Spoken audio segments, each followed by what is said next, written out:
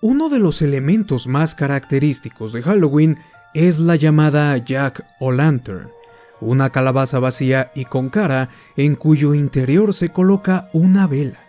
Esta es una tradición relativamente reciente y al principio ni siquiera era una calabaza. El protagonista de una famosa leyenda irlandesa, Jack el Tacaño, tenía el alma tan negra que el propio diablo disfrazado de hombre fue a comprobar si de verdad existía alguien así. Tras ir hasta el pueblo de Jack y beber durante largas horas con él, el demonio le reveló su identidad. Cuando Lucifer le comunicó que debía llevárselo para que pagara por sus pecados, Jack le propuso una última ronda, y el diablo se la concedió. Como ninguno podía pagarla, el tacaño le retó al malvado a que demostrara sus poderes convirtiéndose en una moneda. Una vez hecho, Jack cogió al demonio y lo metió en su bolsillo junto a un crucifijo de plata. Con el diablo en el bolsillo, Jack le hizo prometer que si le liberaba, no volvería a molestarle en 10 años. Y así fue. Transcurrido ese tiempo, Lucifer volvió, pero Jack le pidió entonces que cogiera una manzana situada en lo alto de un árbol para disfrutar una última comida antes de su tormento eterno. Cuando el maligno estaba en lo alto del árbol, Jack talló una cruz en su tronco para que no pudiera escapar, y le exigió no ser molestado en otros 10 años y que nunca volvería a reclamar su alma para el inframundo, a cambio de liberarle. Aunque el trato fue bueno, a Jack se le acabó la suscripción a la vida antes de esos 10 años, y llegado a las puertas de San Pedro, este no le dejó pasar por su mal comportamiento en vida. De allí fue enviado al infierno, donde como consecuencia del pacto firmado con el diablo, tampoco le dejaron entrar. Todavía enfadado con él, Lucifer le arrojó a Jack unas llamas ardientes eternas, que el granjero atrapó con un nabo hueco que usó como linterna.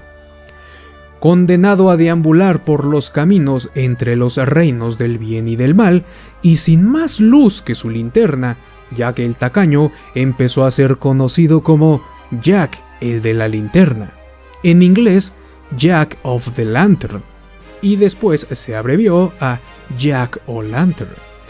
Así llegó la tradición de usar nabos y más tarde calabazas para imitar el color de las llamas del infierno que alumbran el camino de los difuntos en Halloween y que evitan que Jack-o'-lantern toque a tu puerta.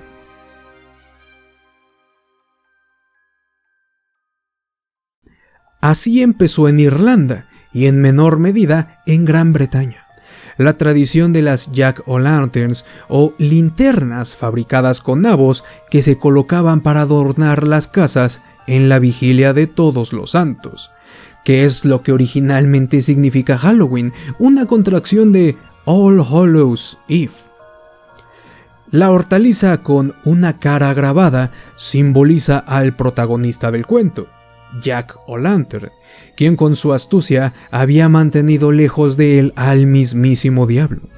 Según las antiguas creencias celtas, en aquella noche los seres sobrenaturales vagaban por el mundo de los vivos, una creencia que perdura aún después de los siglos de cristianismo, por lo que la gente creía que aquellos grotescos amuletos mantendrían a los espíritus lejos de su casa.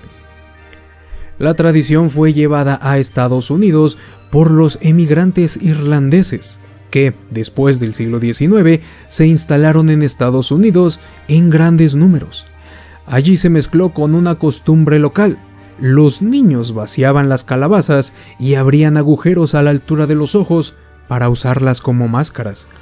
Dicha práctica ya estaba documentada, incluso desde antes de la publicación del cuento de Jack. Este fue publicado en 1836, pero en 1834 ya se mencionaban las máscaras a base de calabazas. La razón de esto se debe de nuevo a la literatura. En 1820 se publicó la historia de Washington Irving, La leyenda de Sleepy Hollow, un cuento gótico sobre el fantasma de un soldado de la Guerra de Independencia que, supuestamente, cabalgaba por la noche en busca de su cabeza perdida, usando una calabaza en su lugar hasta que pudiera encontrarla. Ambas costumbres se mezclaron y así los nabos con los que se fabricaban las jack-o'-lanterns fueron sustituidas por calabazas.